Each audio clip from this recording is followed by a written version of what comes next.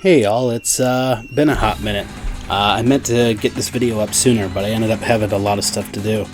So, as you may or may not know, there was a 10th anniversary display, exhibition, event, whatever you want to call it, for Senran Kagura in Akihabara, and I managed to get to go. I actually managed to get to go opening day, which may or may not have been a mistake in some people's eyes because it was certainly busy. Unfortunately, there's about half of it where you weren't allowed to take pictures or nothing, so unfortunately you're going to have to deal with me just kind of talking about it. I'm going to put a timestamp in the video here for when I get to the part where I can actually show you, so if you want to like go to a different tab and multitask and whatnot, just kind of listen to me talk for this part, feel free to do so. I will call you back to let you know when there's actually stuff on the screen that I can show you. So yeah, so right off the bat, the place opened at 10 o'clock. I got there at about 20 till, and I was in line until about quarter after 11. I was there for quite a while. Now, admittedly, I know there's going to be some people that are like, oh, why did you go opening day? Well, plain and simple, I couldn't really go during the week because with my work schedule and everything, basically just by the time I got there, I would have had like 5 minutes to go through the whole thing, and then I would immediately have to be on a train and on my way back up to my apartment. Otherwise, I would not be able to get to work the following morning. I mean, not gonna lie, part of me was hoping for not too big of a line because then I'd be able to get in sooner, but then the other part of me wanted a big line because then that would mean, you know, oh, there's actually still some interest in the series and everything. So, and actually, while I was in line, there was a foreign tourist that walked by, noticed me, literally the only foreigner in the entire line, was like, hey, you speak English? Yeah, what the heck is this? So I had to explain to him like what the event was, and he was just kind of like, oh, okay, that sounds kind of cool, see you later. He was really chill about it.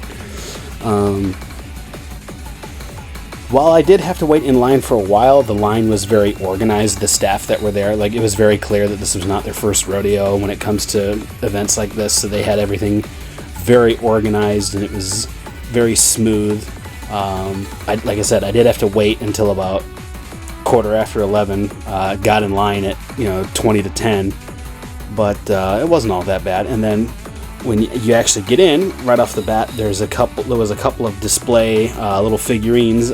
One of them I was able to get a picture of that I'll show you later. The other one I completely forgot. But then you go in, and then in order of release, it has like a big timeline on the wall. It has a bunch of different like concept art and like early draft art, as well as some like official promo type art, some of which that I had never seen. And like I said, it goes in order of the series, so that was really good to cool, because there was some of them where you kind of got to see the evolution of like certain characters had certain other design choices, and then it kind of shifted more to like what we know and love today. So that was kind of neat to get to see. That part was there was, like I said, you weren't allowed to take pictures, and they had staffers like in that area, basically making sure nobody was taking any pictures that they weren't supposed to. But everybody that was there was just kind of taking their time, just kind of wandering around, just kind of looking at everything. And of course, there was plenty of stuff to read as well. I had to take a little bit more time with it because there was some of the kanji that I didn't recognize. So that was a little bit of a struggle. But then you get to basically the end of the current releases, and and while I'm thinking of it, it was only for the actual like main game stuff, like as far as the stuff that actually like was part of the Senran Kagura series. So like there was no mention of like Yumi's appearance in BlazBlue Cross Tag, or like the Senran Kagura crossover with Neptunia. That was not there. It was only focused on the actual like main series. So before you get your hopes up on some of the crossover stuff being there, that was definitely not there. I would assume it's because of IP stuff. And actually, when I got to the end of the that display part, I had overheard somebody ask, the 10th anniversary was a couple years ago. Why are we doing it now? And the staffer was pretty much like, well, honestly, mostly just COVID rules. Anyway, So then after you get through the display where it had all the concept art and everything, and for those of you that may or may not have alt-tab to multitask, this is the part where I can actually start to show you stuff. The first thing you see is there's this big old mural that has, it's like the big promotional poster and whatnot that has a bunch of the characters on it for the 10th anniversary. Although this particular mural had one little addition, that being Mirai down in the left, which she is not on the official poster. But then you get into this display area where it had these little display setups with the OG squad characters that you could take pictures with and whatnot. And then also behind the Crimson Squad display was a big display that had all of the characters in a Opal mousepad form, and you were allowed to touch them. And it actually, I will admit, it made me realize that those things, as memey as they are, would actually probably be really good on your wrist if you're playing a lot of games.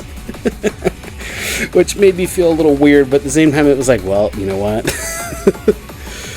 Then you would get to what I can only describe as the world's biggest Opal mousepad. That one you were not allowed to touch, but you were allowed to take pictures all you want. And the guy that was there when I got up to that spot, I think maybe he was working for, like, he works for a magazine or something, because he had a very professional camera. Like the lens was a good foot long, and he's taking pictures of it. So I was assuming that he works for a magazine or something. I don't know, but I didn't want to assume anything. But he was very polite when he noticed that I was there waiting to take a picture of it. And he was very polite and was like, "Oh, sorry," and kind of ducked out of the way so I could grab my picture and go. Then from there you went to the merch shop. I don't know if you've actually seen the page that has a bunch of the merch stuff on it, but a lot of it was acrylic stands and stuff like that, which isn't really my thing, but I will show you what I did grab. So I grabbed the poster, which I ended up having to order a frame for later because the frame that I had was a bit too small, so I had to order the frame of the correct size. One of the things that was not on the online merch shop that I grabbed was a t-shirt, because I'm admittedly the kind of guy that likes to grab t-shirts at these kind of stores. Then they also had a bunch of clear files. I don't know what it is with Japan and clear files, but it was cheap and I figured, what the hell. Then I grabbed the Senran Kagura New Link, which for those of you who may not know is the current mobile game. I grabbed the official art book for that, which actually at the back of the art book, in the book itself, there would be this little serial code thing that you would open up, and then you could put that code into the mobile game and you would get a special Fubuki card, which I'm going to show you the official art for that card as well. Then I also grabbed this mug, which has the logos of all the different main games on it. Then the thing that you got, no matter what, whether you bought merch or not, was this little sticker. I have no idea what I'm going to put on it, but and then also for every 1,000 yen you spent, you would get these little postcards that had some of the characters on them. If you bought 10,000 yen worth, which is roughly $100. If you bought 10,000 yen worth of merch, you would get a 10-pack with all 10 of the promotional characters on it, and then for every 1,000 yen over it, you would just get a random one with extra characters, and I got Toki and Leo. The event itself was actually a lot of fun, and honestly, it was really nice that it was at least given something for the 10th anniversary, as opposed to just a stupid post on Twitter hey, it's the 10th anniversary. It was nice to have an actual event for it. Again, I have no idea how popular the event was overall. Like I said, I was there opening day, and another way you can tell I was there opening day was that the little message board on the way out, where you could leave a sticky note with a message on it, was pretty empty. I did still leave a message. I wrote it in Japanese, but it translates as, "From all of us overseas fans, thank you.